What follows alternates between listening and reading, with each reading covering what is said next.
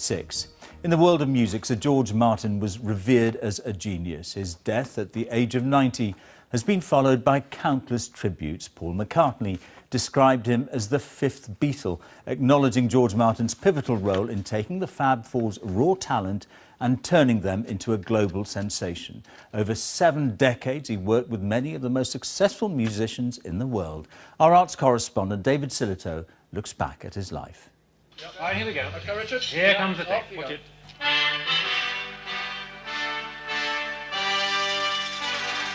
We were a creative team, always looking for something slightly out of reach.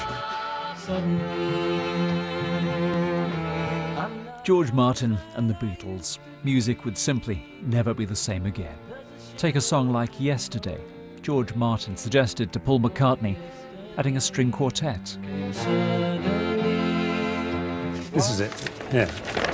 And he wrote on it at the top here, by Paul McCartney, John Lennon, George Martin Esquire, and Mozart. Just his reference to the fact that it was a kind of classical piece of music.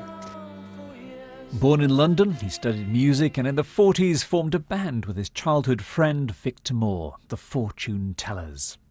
The minute you met him, he knew what he wanted to do, and he told us what he wanted us to do, and we did it. And if George says we're going to do this, we did it. You know, it was normal. He was a natural leader.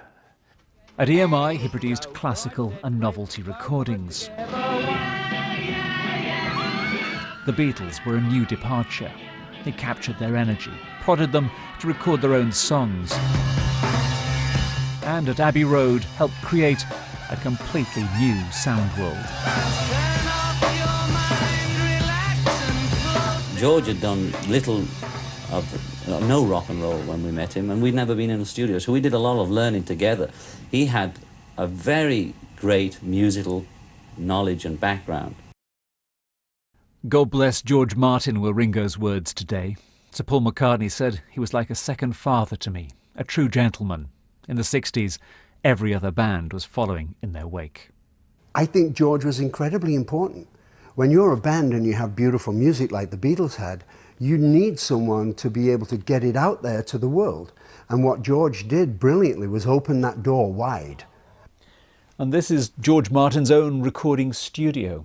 When he started out, he didn't know much about pop music, which is perhaps why he was so prepared to break boundaries. But what he did understand was orchestration, arrangement, and the magical potential of the recording studio. Let's punch up the computer mix for 7, can we? He recorded many famous film scores here. He worked with Elton John, Cilla, Shirley Bassey, Carly Simon, Elvis Costello. For one producer in the early 70s working with a young David Bowie, he was an inspiration. His work combined with the Beatles and engineer Geoff Emerick busted open the recording studio as giving it the status of a musical instrument in itself. It was a revolution, and George Martin was there at the very centre of it all.